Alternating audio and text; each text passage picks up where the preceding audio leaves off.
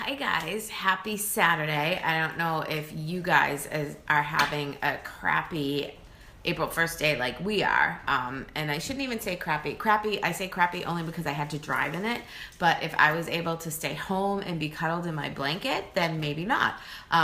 But anyways, what I did today was so worth it. And I'll tell you guys about that after. But so what is your feeling on what you resist persists? Like, what are you a cold turkey kind of person? Are you somebody who, if you're gonna do something, you have to like just go all in, or do you have to, like, if say you're gonna, you're gonna jump on the bandwagon and you're gonna start exercising, do you have to exercise every single day, or can you do it a little bit here and a little bit there? If you want to lose weight, are you somebody who will jump in and like not eat anything bad at all? Are you going to go in and not eat carbs? Are you gonna, are you somebody with, no matter what it is, there are so many things out there that we can be all in or all out.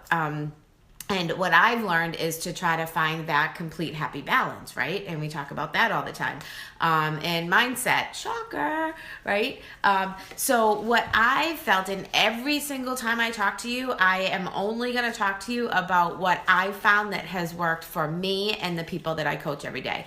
So what I found is, think about what it is that you're resisting, and just, give into it in a way that you can still keep yourself, so what I'm looking for, that you can still keep yourself on track or still keep yourself responsible. Like my picture today, the chip, like I was like, oh my God, my chip is a shape of a heart. That so means I can eat this without the guilt, right? Okay. I was going to eat it anyways, but it was kind of a great metaphor. But, so it's like, I used to be in the mindset where, I either had to lose weight or I had to maintain my weight. So I could not eat anything that like wasn't on plan, right?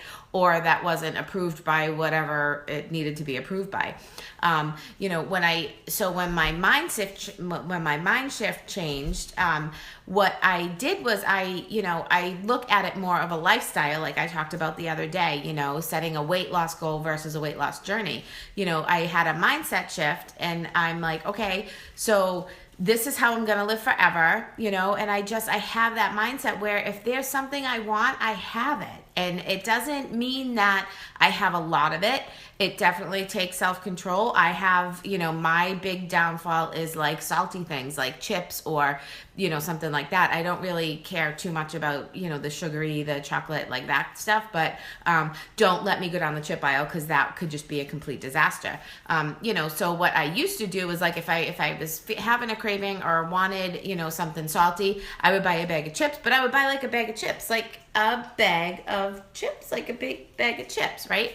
So now what I do is if there's something that I feel like I want that's salty, like I'll buy a bag of chips, like a little bag of chips, and I'll have it and I'll be fine, okay? That one bag of chips or that one indulgence that you have is not going to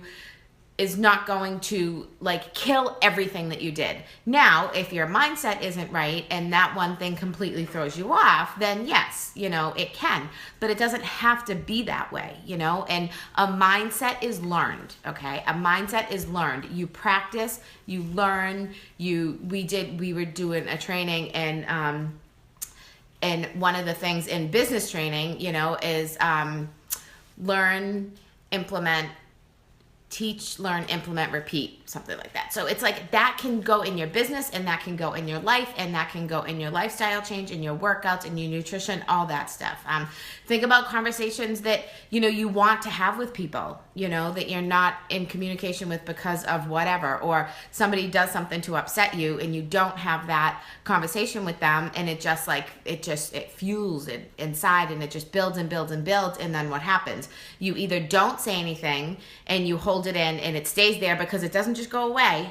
Because if you're not able to speak to them and get it out there, you're not generally able to just kind of let it go away for real. Like, you can think you let it go away, but it just goes like right up here and it stays there because you save it. You save it for later, right?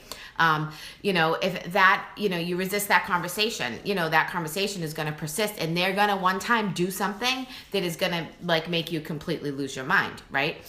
It could be like your kids cleaning up the house. Like you're like, I'm not even going to deal with that today, whatever. And then they have one thing that they do. They like don't put a dish in the sink. And then what happens? Everything that they've done for the last 6 months or everything that they haven't done for the last 6 months comes up in that moment because of that dish. Like, I mean, we've all been there, I've done it. It's what we do because it's human nature.